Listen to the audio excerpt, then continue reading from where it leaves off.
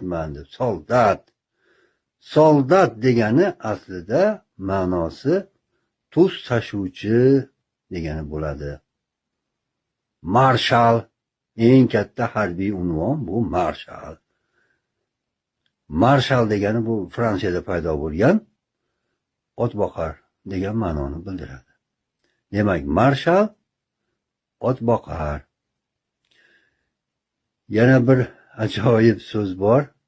Mujik. Mujik, erkak kishi, yigit kishi degan ma'noni bildiradi.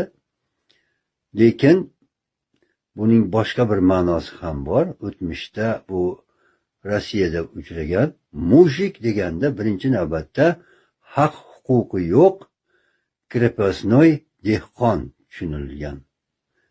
Uni sotib olish ham mumkin, boshqa ham mumkin. Demak, mujik bu haq huquqidan ayrilgan dehqon.